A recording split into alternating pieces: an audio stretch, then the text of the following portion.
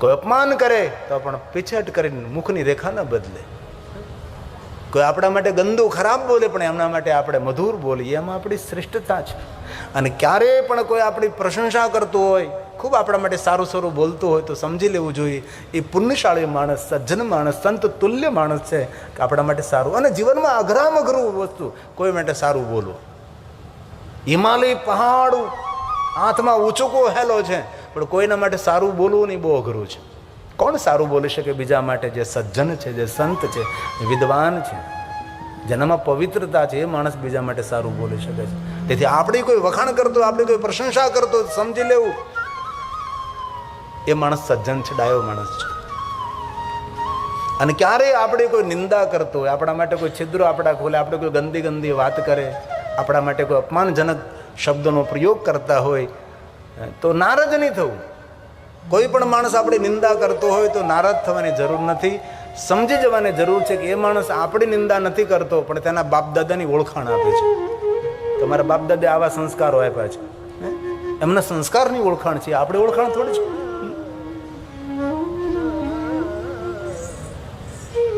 બ્રહ્મા નારદને કહે છે, નારદ આ રૂપ મને બહુ જ વાલું છે, નીલકંઠ રૂપ. બાકી તો મૂળ રૂપને કોઈ નથી જાણતો. નાંતમ દેવા વિજાનંતી.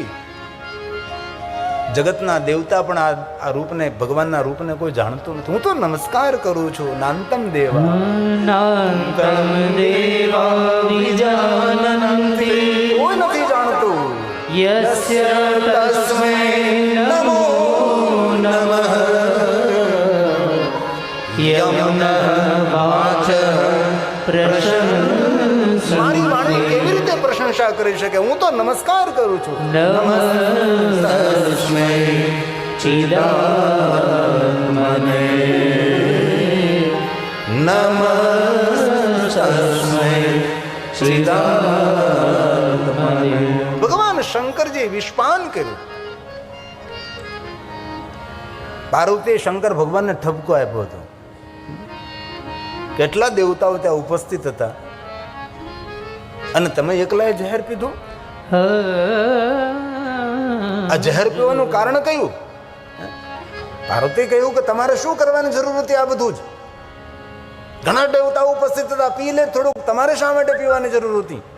ત્યારે શંકર ભગવાને બહુ જ કહ્યું, સુંદર કહ્યું કે પાર્વતી સાંભળ, આ દેવતાઓ મારા ભક્ત છે અને મારા ભક્તને ખૂબ હું પ્રેમ કરું છું, તેને વાત્સલ્ય કરું છું.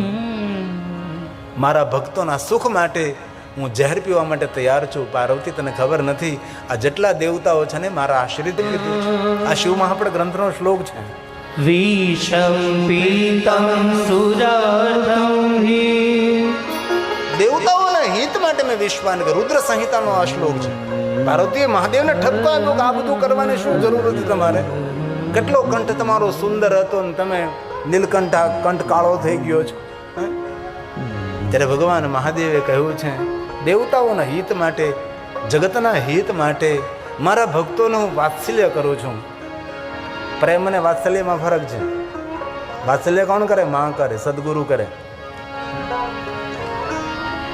મારા ભક્તોને હું ખૂબ વાત્સલ્ય કરું છું. જેમ નાનકડા વાસરડાને ગાય માતા પ્રેમ કરતી હોય એવો પ્રેમ મહાદેવજી પોતાના ભક્તોને કરે છે. તેથી ભગવાન સ્વયં શિવ પાર્વતીને કહે, વિષમ પીતમ. વિષમ પીતમ સુરાર્ધમ હિ. ભક્ત વત્સલ ભાવદ્રક. દેવ કષ્ટમ કૃતમ યજ્ઞા. સર્વ દેવ મયા સુરા. સર્વ દેવ મયા સુરા. ભગવાન મહાદેવ પાર્વતીને કહે છે. અને આપણે જોયું છે, આપણે વિચાર્યું છે, આ જગતની અંદર વધારે કોઈ શિવાલીમાં મહાદેવ બિરાજતા તો નીલકંઠ મહાદેવ વધારે હોય છે. જાજે ભાગે શંકર ભગવાન નીલકંઠ મહાદેવથી પૂજાતા હોય છે. અકારણ બ્રહ્માંડનો ક્ષય થવા લાગ્યો. અકાંડ બ્રહ્માંડ ક્ષય ચકિત દેવા સુર કૃપા. વિશ્વના દેવતાઓ પર કૃપા કરવા માટે ભગવાન મહાદેવજી વિશ્વાન કરે છે. એ શિવ છે. અમૃત પીવે એ શંકર નહીં, એ તો બધા દેવતાઓ છે. જહેર પીવે એ શંકર છે. મહાદેવ પછી સોના ચાંદી હીરા મોતી નહીં, શ્વેતાંબર પિતાંબર લીલાંબર નહીં. ભગવાન શંકર એટલા મહાન કેમ છે? કે ભગવાન શંકરનો એક શ્રેષ્ઠ સદગુણ ઉદારતા, પરોપકાર, કરુણા. ભગવાન મહાદેવ સ્વયંનો વિચાર ન કરે, પોતાના ભક્તોનો વિચાર કરે છે. આપણા આચાર્યજી પ્રવચનમાં કહેતા હતા કે એકવાર મહાદેવ બોલો એટલે ભગવાન મહાદેવ આપણા પર કૃપા દ્રષ્ટિ કરે, અને બીજી વાર બોલો એટલે મહાદેવજી દોડતો દોડતો આપણી પાસે આવે, અને ત્રીજી વાર તમે મહાદેવ બોલો એટલે ભગવાન શંકર આપણો ઋણી બની જાય. મહાદેવ મહાદેવ મહાદેવ. આજ અમારે 91 વર્ષના બાપા મહાદેવના પરમ ભક્ત મેં એમને કહ્યું, એ કહેતા હતા કેટલા વર્ષ સરપંચ રહ્યો, એટલા વર્ષ સુધી આમ, એટલા વર્ષોથી ભગવાન મહાદેવને જલાભિષેક કરું છું. એવી ઘણી બધી તેની અંગત વાતો મને કરી. એટલે મોટી ઉંમરના ચાલતા ચાલતા 91 વર્ષના બાપા. આ જો અત્યારે ટેલિવિઝનમાં તમે જોવો છો તે ક્ષત્રિય સમાજના દાદા. મેં એમને એક જ કહ્યું, એક ભગવાન મહાદેવના નામની અંદર જે અદ્ભુત શક્તિ છે ને, એક મહાદેવના નામમાં જે શક્તિ છે એટલા પાપ કરવા માણસ સમર્થ પણ નથી. એ મહાદેવના નામની અંદર અદ્ભુત શક્તિ છે. શિવનામ તરીમ પ્રાપ્યમ સંસાર બંધ તરંતિ તે સંસાર મૂળ પાપાની તાની નશંતિ સંશય. इसमें કોઈ સંશય નહીં. ભગવાન શિવજીનું નામ જીવનના દરેક પાપોમાંથી તારનારું છે. શિવનામ કુંઠારણ વિનાશન જાય તે ધ્રુવમ. ભગવાન મહાદેવનું નામ આપણા પાપના જડમોમાંથી ઉખેડીને ફેંકી દે છે. શિવે તે નામ પિયુષ વર્ષા ધારા પરિલુપ્તા. જેના મુખમાં મહાદેવનું નામ છે તેના પર અમૃતનો વરસાદ વરસે છે. તેથી હાલતા ચાલતા બેસતા ઉઠતા ખાતા પીતા ઊંઘતા જાગતા ભગવાન મહાદેવનું નામ લેવું. જો હું શિવ કથા કરું છું એટલે મહાદેવનું જ કહેવાનો છું. તમારે એવું ન સમજવું કે પછી બીજા કોઈનું નામ ન લેવું. તમારો જે ઈષ્ટ હોય એ તમારા માટે મહાદેવ છે. પછી રામ હોય કે કૃષ્ણ હોય કે રામા પીર હોય, એવી કોઈ જડતા, કોઈ સંકુચિતતા નથી. નામ એ કલયુગમાં નાવ છે. નહીં કલિકર મન ભગતિ વિવેકુ રામ નામ અવલંબન એકુ. નામ કલયુગને તારનાર છે. અકારણ બ્રહ્માંડનો ક્ષય થયો છે. અકારણ બ્રહ્માંડનો ક્ષય થયો છે. પુષ્પદંત અકાંડ બ્રહ્માંડ ક્ષય ચકિત દેવા સુર કૃપા વિધેયસ્યાસ્ય સ્ત્રીનયન વિશંસમહત सकलमाश कंठे तव न कुरुते न श्रियमो विकारो विश्राद्यो भुवन भयभंग व्यसनिनो भुवन भयभंग व्यसनिनो સુરાસુર ભય બિહાલા કિન્હી દયા કહી કહી સાઈ નીલકંઠ દબ નામ કહાઈ. એ મહાદેવ કલમાશ જેનો કંઠ કાળો છે. શ્રીમો સુંદર દેખાય છે. સુંદર દેખાય તમારો કંઠ કાળો. ભગવાન મહાદેવ માટે કહ્યું ભુવન ભય ભંગ વ્યસન. ભગવાન શિવનું વ્યસન ગાંજા ધતુરા ભાંગનું નથી. એના ભક્તો ઉપર કોઈ ભય, એ ભયને દૂર કરો. ભુવન ઉપર કોઈ ભય ઉભો થાય, ભયને દૂર કરવો, એ મારા મહાદેવનો વ્યસન છે. પ્રતિભુવ કોઈ પણ યજ્ઞ કરો, પૂજા કરો, સત્સંગ કરો, કથા કીર્તન કરો, તેના ફલ દેવા માટે સાક્ષીરૂપ ભગવાન શિવ છે. અન્ય કોઈ ફલ ના આપી શકે. ફલ શંકર આપે છે, મહાદેવ આપે છે. સતીએ પોતાના બાપ દક્ષને કહ્યું કે તમે એટલો મોટો યજ્ઞ કરો છો, પણ યજ્ઞનો ફળ કોણ આપે તમને ખબર છે? અહંકાર અભિમાન યુક્ત એટલો મોટો યજ્ઞ કરી રહ્યા છો તમે, પણ તમે જે યજ્ઞ કરી રહ્યા છો એનો ફળ આપનાર તો શિવ છે. અને શિવને તમે આમંત્રણ ના આપ્યું. પોતાના પિતાને સતીએ દક્ષ મહારાજને કહ્યું હતું.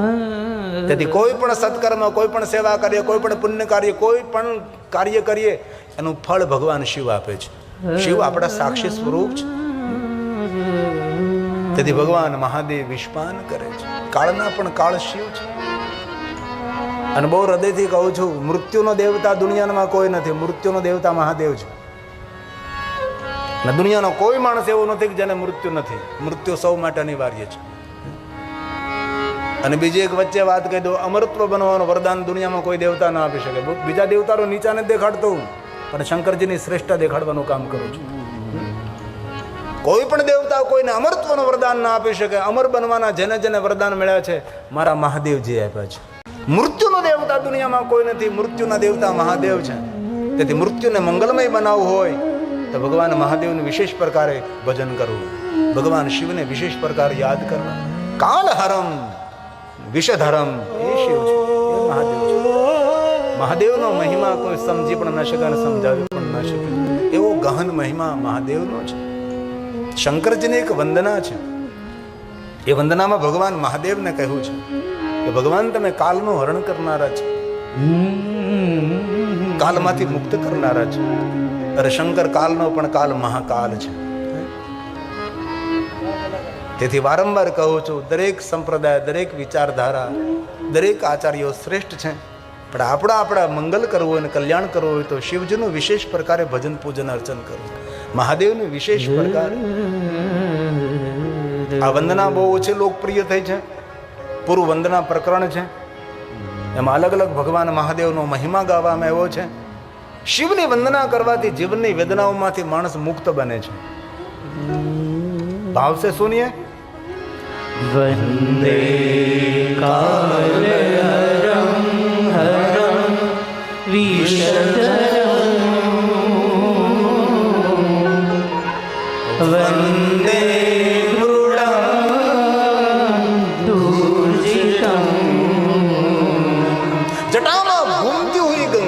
ગંગા સ્થિર નથી જટામાં, જટામાં ઘૂમે જટા કટા. એ કડાઈમાં જેમ પાણી ઘૂમતું હોય એમ જટાની અંદર ગંગા ઘૂમતી રહે, એવા ભગવાન મહાદેવ છે. હે મહાદેવ વંદે સર્વગતમ દયામૃતનિલમ દયારૂપી અમૃતનો વરસાદ વરસાવનારા ભગવાન શંકર છે.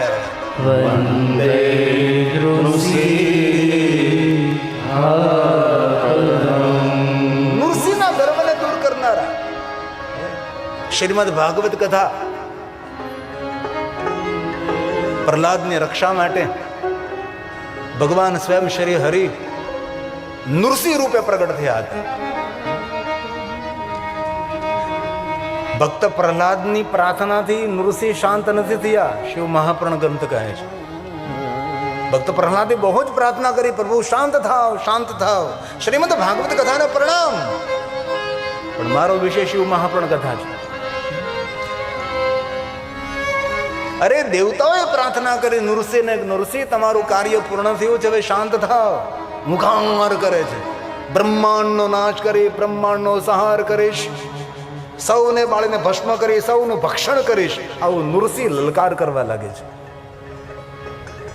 ભક્ત પ્રહલાદે નહીં, દરેક ઋષિ મુનિએ ભગવાન વિષ્ણુજીને પ્રાર્થના કરી કે આપ શાંત સ્વરૂપ છો, સતોગુણી છો, એ તો તમારી ભક્તિની રક્ષા માટે તમે તમોગુણને ધારણ કર્યો છે, હવે તમોગુણને શાંત કરો ને હવે તમે શાંત થઈ જાઓ, હવે બહુ ઘણું થયું છે. દેવતાઓએ બહુ જ સ્તુતિ કરી નૃસિંહ ભગવાનની, નૃસિંહ શાંત થાવ, શાંત થાવ, શાંત થાવ. હવે જેમ જેમ શાંતિ માટે પ્રાર્થના કરે દેવતાઓ, ઋષિ મુનિઓ, તેમ તેમ વધારે ઉગ્ર બને, વધારે ઉગ્ર બને, મોટી મોટી લલકાર કરવા લાગે છે. જેમ કે નહીં, બે જણા બાદ તમે પકડી રાખો તો વધારે જોર કરે, મને મૂકી દે, પણ તને પકડ્યો જ કોને? જાની બાદમાં. જેમ જેમ જેમ જેમ સમજાવે છે દેવતાઓ, ઋષિ મુનિઓ, તેમ તેમ વધારે ઉગ્ર બને છે નૃસિંહ. હવે દેવતાઓ ભયભીત થયા છે. હવે શું કરીએ આપણે? દેવતાઓને યાદ આવ્યું, દરેક ભયમાંથી મુક્ત કરનારા મહાદેવ છે. દેવતાઓ અદૃશ્ય થયા છે, નૃસિંહ લલકાર કરે છે. દેવતાઓ ભગવાન મહાદેવના લોકમાં જાય છે. મહાદેવ અદ્ભુત લીલા કરી ભગવાન વિષ્ણુજી ભક્ત પ્રહલાદની રક્ષા માટે અદ્ભુત રૂપ ધારણ કર્યું, નૃસિંહ રૂપ ધારણ કર્યું છે. ભક્તિની રક્ષા માટે તામસ ગુણને ધારણ કર્યો, પણ તામસ ગુણ ઉપર સંયમ નથી રહ્યો. કારણ કે ત્રણેય ગુણો ઉપર સંયમ હોવો જોઈએ, રજોગુણ, સતોગુણ અને તમોગુણ.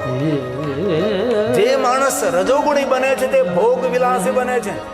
જે માણસ વધારે પડતા સતોગુણી બને છે તેની સાથે કોઈ પણ માણસ બનાવટ કરી શકે છે. જે માણસ તમોગુણી બને છે તેને કદમ કદમ પર શત્રુઓ ઉભા થાય છે.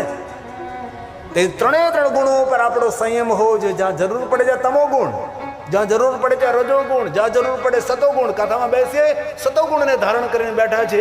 કોઈના લગ્ન પ્રસંગમાં જાય, પાર્ટીમાં જાય તો થોડા રજોગુણી બની જઈએ, અને કોઈ સાથે થોડો વાર્તાલાપ કરવો છે, કોઈ હક થોડો લેવો છે તો તમોગુણ થોડું ધારણ કરી લઈએ. આ ત્રણેય ગુણની સમાનતા રહેવી જોઈએ.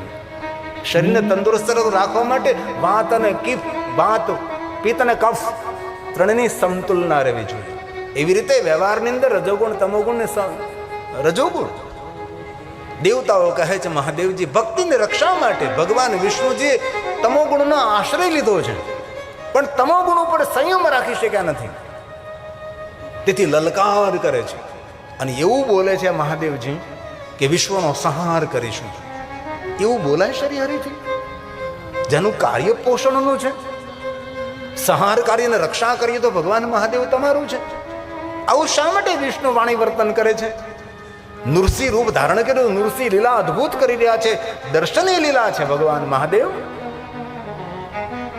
અમારા સૌની વિનંતી છે નૃસિંહને શાંત કરો ભગવાન. હવે ભગવાન મહાદેવજી પહેલા તો વીરભદ્રને મોકલે છે. અને ક્યારે તમે હરિદ્વાર જાઓ ને તો હરિદ્વારથી ઋષિકેશના માર્ગ ઉપર વીરભદ્રેશ્વર મહાદેવ છે. વીરભદ્રે જ્યાં ઉપાસના કરે છે, બહુ જ પ્રાચીન છે. લગભગ આપણા ગુજરાતીઓ તો જાતા જ નથી, ત્યાંના સ્થાનિક લોકો જતા હોય છે. ક્યારેય તમે જતા તે માર્ગ ઉપર જંગલની અંદર છે, બહુ અંદર છે થોડુંક, વીરભદ્રેશ્વર મહાદેવ. હરિદ્વારમાં બહુ સારા સારા શ્રેષ્ઠ શ્રેષ્ઠ શિવલિંગો છે. બિલેશ્વર, ભીલેશ્વર, સર્વેશ્વર, તિલભાંડેશ્વર, દક્ષેશ્વર, ગંગેશ્વર, આવા અસંખ્ય. પશુપતિનાથ મહાદેવ પ્રાચીન મહાદેવનું લિંગ સ્વરૂપ છે ગંગાના તટ ઉપર. અસંખ્ય શિવલિંગો છે. ઋષિકેશમાં પણ અગણિત શિવલિંગો છે. વીરભદ્ર જાય છે. વીરભદ્ર સમજાવવાનો પ્રયાસ કરે છે, શ્રી હરિ આપ સતોગુણ છો, આપ શાંત થઈ જાઓ. હું પ્રાર્થના કરું છું, વિનંતી કરું છું. સંહાર કાર્ય તમારું નથી, સંહાર કાર્ય તો સ્વયં શિવ કરે છે. આપ શા માટે ઉગ્ર થાવ છો? આપ શાંત થઈ જાઓ. લલકાર કરવા લાગે છે, હું જગતનો સંહાર કરીશ, હું જગતને સમેટી લઈશ, ત્રિભુવનને હું ભક્ષણ કરી જઈશ. લલકાર કરે છે. વીરભદ્રને પકડવાની કોશિશ કરે છે. વીરભદ્ર અદૃશ્ય બને છે અને મહાદેવની પાસે પહોંચી જાય છે. ભગવાન અહંકારની માત્રાઓ વધી ગઈ છે. ભગવાન શિવ, ભગવાન મહાદેવજી ભૈરવને મોકલે છે.